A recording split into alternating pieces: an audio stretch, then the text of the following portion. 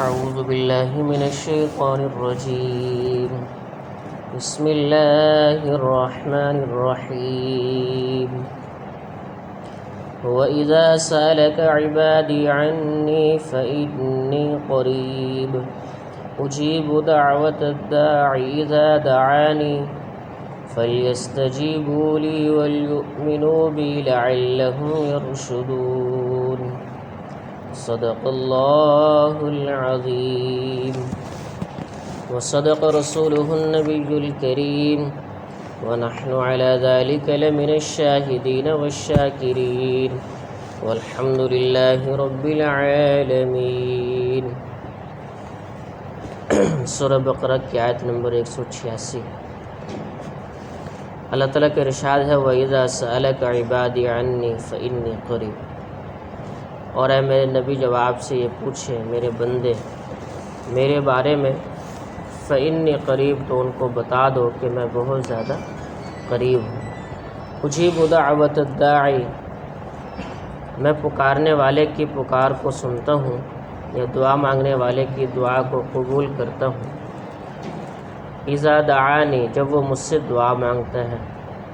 فلیستجیبوا لی سو ان کو چاہیے کہ وہ میرے حکم کو مانیں. ولیؤمنوا بی اور میرے اوپر یقین لے کر آئیں ایمان لے کر آئیں. لعلہم یرشدون تاکہ وہ سیدھا راستے اختیار کر لیں اور نیک راہ پر چل پڑیں. اس آیت کے بارے میں پہلے بھی میں نے عرض کیا تھا کہ رمضان کے روزوں کے گنتی کے بارے میں پہلے ذکر ہوا اور اس کے فوراً بعد سے اس آیت کو اللہ تعالیٰ لے کر آئے ہیں کہ جب میرے بندے آپ سے میرے بارے میں پوچھیں تو ان کو بتا دو میں بہت زیادہ قریب ہوں. اور میں صرف رمضان میں ہی قریب نہیں تھا بلکہ رمضان گزر گیا تو اس کے بعد بھی قریب ہوں. رمضان کے اندر جو رمضان کی روح تھی وہ نیک اعمال. انسان عام طور سے جو ہے باقی مہینوں کی بنسبت رمضان میں زیادہ نیک عمل کرتے ہیں تو اسی وجہ سے اللہ تعالیٰ بھی باقی مہینوں کی بنسبت رمضان میں زیادہ قریب ہو جاتے ہیں اور رمضان میں زیادہ رحمتیں اور برکتیں نازل کرتے ہیں.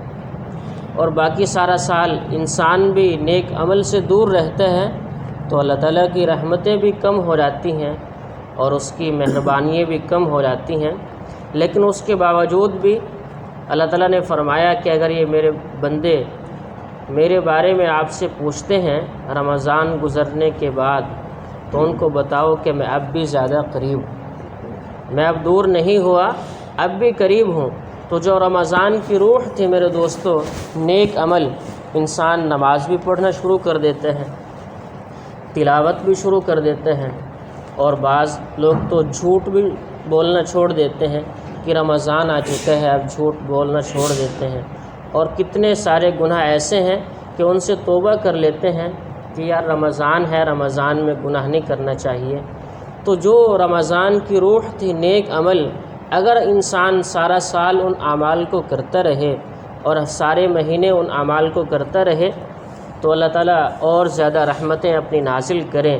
جیسے رمضان میں ہوتی ہیں تو رمضان گزرنے کے بعد بھی اللہ کی وہی رحمتیں ہوں گی اگر انسان سارا سال وہی ماحول بنائے جو رمضان کے مہینے میں انسان ماحول بناتا ہے اور مسلمان مساجد کا ماحول بناتے ہیں.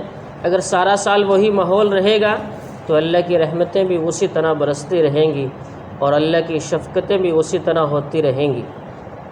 تو اللہ نے فرمایا وَإِذَا سَأَلَكَ عِبَادِي عَنِّي فَإِنِّي قَرِيبٌ جب یہ پوچھتے ہیں میرے بارے میں تو انہیں بتاؤ میں تو بہت زیادہ قریب ہوں. قربت کے لیے ہے کہ فوراً سے ان کو بتاؤ میں بہت زیادہ قریب ہوں.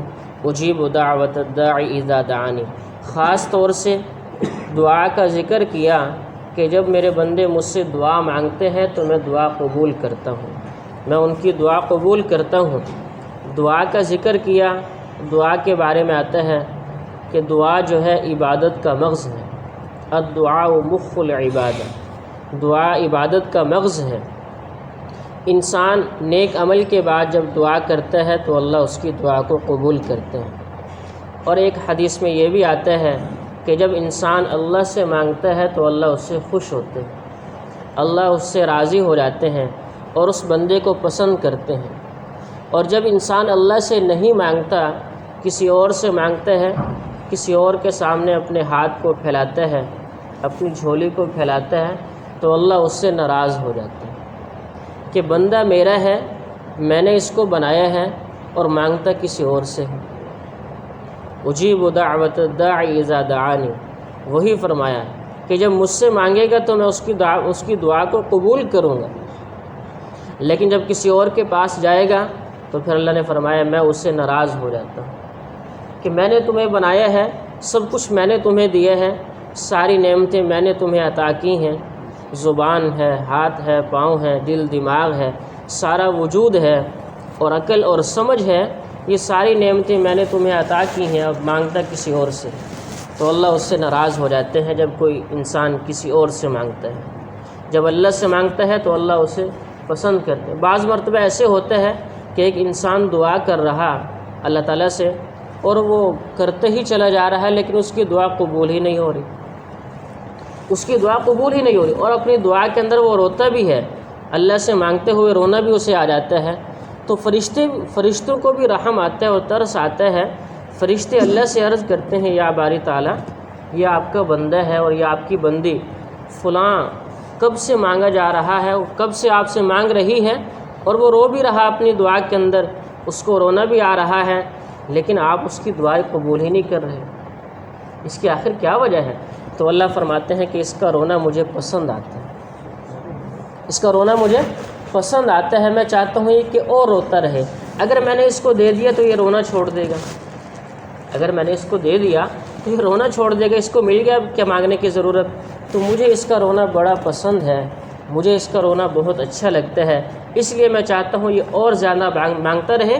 یہ وجہ نہیں ہے کہ میرے دینے میں کوئی کمی ہے، میرے پاس ہے نہیں، بلکہ مجھے اس کا رونا اچھا لگتا ہے، اس لیے جو ہے میں اسے اور زیادہ چاہ رہا کہ اور زیادہ روتا رہے۔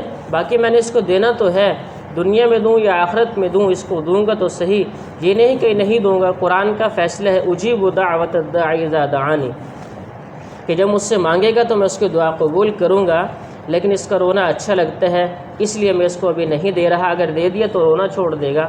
تو فرشتے چپ ہو جاتے ہیں اور فرشتے سمجھ جاتے ہیں کہ اللہ کے ہر فیصلے میں حکمت ہے۔ آگے اللہ نے فرمایا فَلْيَسْتَجِيبُوا لِي وَلْيُؤْمِنُوا بِي، دو چیزیں ارشاد فرمائی۔ پہلی چیز تو یہ فرمایا کہ میرے حکم کو مان کر چلتے رہو۔ مختصر قرآن کا جو اسلوب ہے وہ مختصر ہے کہ قرآن کے اندر اللہ مختصر الفاظ کو ذکر کرتے ہیں۔ اب یہاں پر فرمایا فَلْيَسْتَجِيبُوا لِي، کہ میرے حکم کو مان کر چلیں۔ اب حکم کے اندر جتنے بھی اللہ کے احکامات ہیں وہ سارے ہی اس کے اندر آ گئے، نماز ہے، روزہ ہے، حج ہے، زکوٰۃ ہے، یہ بڑے بڑے احکامات ہیں، پڑوسیوں سے اچھا سلوک ہے، والدین کی خدمت ہے، اور اسی طرح دیگر نیک اعمال ہیں، وہ سارے ہی حکم اس کے اندر آ گئے، جتنے بھی اللہ تعالیٰ کے احکامات ہیں۔ سچ بولنا بھی ہے، دھوکہ نہیں دینا وہ بھی ہے، اور دوسروں سے اچھا سلوک کرنا وہ بھی ہے، ہر ایک مسلمان کی خیر خواہی چاہنا وہ بھی ہے، تو سارے ہی احکامات اس کے اندر داخل ہو گئے۔ فَلْيَسْتَجِيبُوا لِي، اللہ نے فرمایا کہ ان کو چاہیے صرف وہ یہ دو کام کرے تو آگے میرا کام ہے، میں ان کی دعائیں قبول کروں گا اور ان کی حاجات کو پورا کروں گا۔ پہلا کام تو یہ ہے کہ وہ میرے احکامات کو مان کر چلتے رہیں، میرا جو بھی حکم آ جائے تو اس پر لبیک کہیں، اور دوسری چیز فرمایا وَلْيُؤْمِنُوا بِي، اور میرے اوپر ہی یقین رکھیں کہ میں ان کی دعا ضرور قبول کروں گا۔